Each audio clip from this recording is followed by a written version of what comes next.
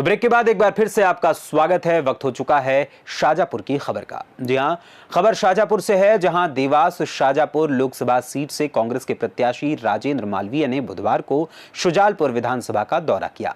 राजेंद्र मालवीय ने शाजापुर में माता राजराजेश्वरी के दर्शन कर अपने दौरे की शुरुआत की। अकोदिया में महाराणा प्रताप बस स्टैंड पर कांग्रेस पार्टी के लोकसभा प्रत्याशी राजेंद्र मालवीय के नेतृत्व में एक जनसभा का आयोजन किया गया, जिसमें कांग्रेस कार्यकर्ताओं ने भारतीय जनता पार्टी एवं प्रधानमंत्री नरेंद्र मोदी पर जमकर निशाना साधा। उन्होंने कहा कि हमारे देश के प्रधानमंत्री झूठ बोलने वाले प्रधानमंत्री हैं। विधानसभा चुनाव में प्रधानमंत्री नरेंद्र मोदी शाजापुर आए थे, जहां उन्होंने किसानों के गेहूं खरीदने का वादा किया था, लेकिन आज किसानों को गेहूं का सही मूल्य नहीं दिया जा रहा है। वहीं कांग्रेस के पदाधिकारियों ने लोगों से कांग्रेस के पक्ष में अधिक से अधिक मतदान करने की अपील की।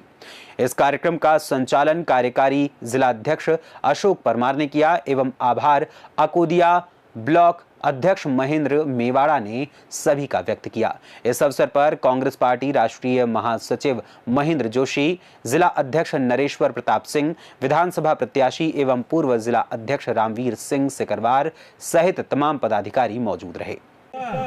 ये भी आपको जो सांसद निधि जो आपको मिलती है, वो सांसद निधि आपने लेफ्ट क्यों करा दी? सांसद निधि आपने यहाँ पे क्यों नहीं दी? क्यों नहीं जनहित में अपने काम करे? तो ऐसे सांसद जब आए तो हमको बाय बाय टाटा कर दीजिए। मेरा इस अकोदिया से बड़ा प्रेम का लगाव है।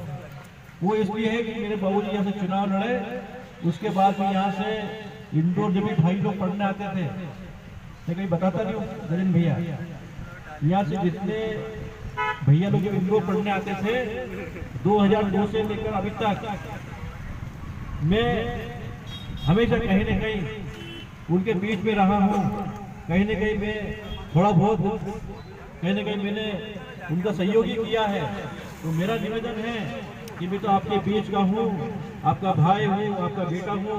एक बार आप विश्वास करिए, मैं हमेशा आपके बीच में रहूंगा। और जो सांसद जी संसद लिप्स करा दी, इसी कभी नौबत नहीं आने दूंगा। मैं हमेशा आपके बीच में आपका सेवक बन के, आपका भाई बन के हमेशा काम करूंगा। मेरा आपसे निवेदन कि आने वाली 13 मई को कांग्रेस का बटन दबाकर, हाथ का बटन दबाकर कांग्रेस को भारी वोट से विजय बनाइए। क्योंकि मैं इसलिए निवेदन करना चाह रहा हूँ कि लोकतंत्र खतरे में है, प्रजातंत्र खतरे में है, आरक्षण खतरे में है। क्योंकि ये जो सरकार है, एक तानाशाही वाली सरकार है और इसको अगर कंट्रोल में करना है, इसको बस में करना है, तो गांव की भाषा में बोलते हैं कि हाथी गुड़गुड़ होता है ना, बस्ताना हो जाता है, तो उसको अंकुश की आवश्यकता पड़ती है। मावत कहते हाथी घर बैठता है, अंकुश कितना बड़ा होता है वो। तो ये मजिराता रूपी जो है, ये अंकुश है। ये तानाशाही सरकार को अगर आपको बस में करना हो तो अंकुश के रूप में इसके बस में करिए। और 13 मई को हाथ के पंजे पे वोट लगाकर कांग्रेस को भारी बहुमत से विजय बनाइए। मैं आप सबका आभारी हूँ कि आप पानी में यहाँ खड़े हुए हो। और ये भी भगवान की कृपा है सब पे कि आज कल से नवरात्रि शुरू हो गई है। मेरी ओर से आपको नवरात्रि की बहुत बहुत शुभकामनाएं, ईद की मंगल कामनाएं। बहुत बहुत धन्यवाद। जय हिंद। घोषणा पत्र में से जितनी बातें होती हैं, जो भाषणों में कही जाती हैं, उनका हम अंदाजा लगाते हैं कि सच कितना बोला गया, झूठ कितना बोला गया।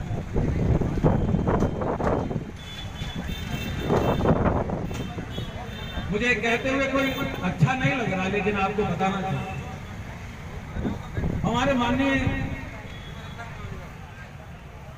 नरेंद्र मोदी साहब ने कहा है कि मोदी की गारंटी बड़ा छाती ठोक करके आगे चले नहीं मानता। बहुत अच्छी बात है।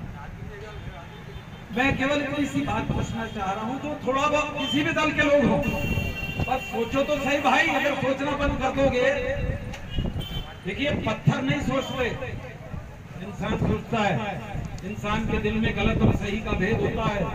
वो सवाल करता है, वो जवाब मांगता है। मेरा ये कहना है, महंगाई कम करने की गारंटी किसने दी थी उस जमाने में? किसने दी थी भैया? मोदी जी ने। बहुत हुई महंगाई की बात। बहुत किसानों की मार पर बात करी थी। किसानों को हम हमारे अन्नदाता है और 75 साल होंगे तो 2022 में हम इनकी आय दोगुनी कर देंगे। अच्छा, दूसरी बात, एक बात बड़ी कला होती है ये, एक आदमी 2013 से 14 के जो चुनाव हुए, उन्होंने आपको जो जो कहा आपने उस पर भरोसा किया और उनके पक्ष में मतदान कर दिया, वो सरकार भी बनी। लोगों को लगा, बार बार पूछते थे, वो मंच से पूछा उन्होंने अच्छे दिन, तो लोगों को सोचा कि कहीं ना कहीं से आ जाते हैं अच्छे दिन। आपको तो आई गए होंगे अच्छे दिन, ये तो महसूस हो ही रहा होगा। उन्होंने कहा था, हमने नहीं, और उनके कहे गए शब्द, क्योंकि वो तो अवतार हैं, मनुष्य तो है नहीं।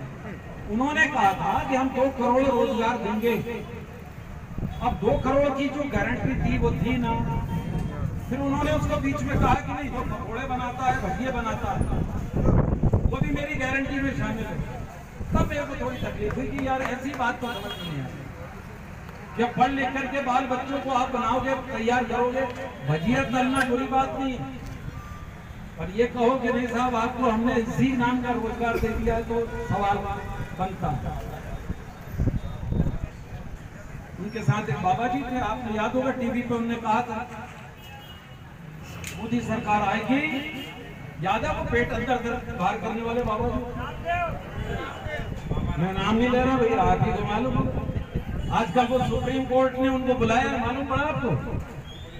सुप्रीम कोर्ट ने बुला करके ये कहा है कि उन्होंने झूठे विज्ञापन छापे, तो उन्होंने पहले बोला कि हम माफी मांगते हैं, तो कोर्ट ने कहा ऐसे नहीं चलेगा। उनको कल फिर बुलाया और फिर कोर्ट ने कहा, मैं उन्हीं की बात बता रहा हूँ, ये उन्हीं के पक्ष में, आदरणीय मोदी जी के पक्ष में बाबा लाला रामदेव, बाबा तो है नहीं, लाला रामदेव, उन्होंने बोला कितने का कारोबार है आपको मालूम है? उन्होंने लोगों से कहा कि तुम योग करना शुरू करो, तो काम धंधे छोड़ दो। लोगों ने काम धंधे छोड़े, योग करना शुरू किया। बाबा ने सबको योग में लगाया और खुद का काम धंधा चालू कर दिया। 50,000 करोड़ का आदमी है, ये सुन लो आप। इसी देश 30 रुपए का पेट्रोल मिलेगा,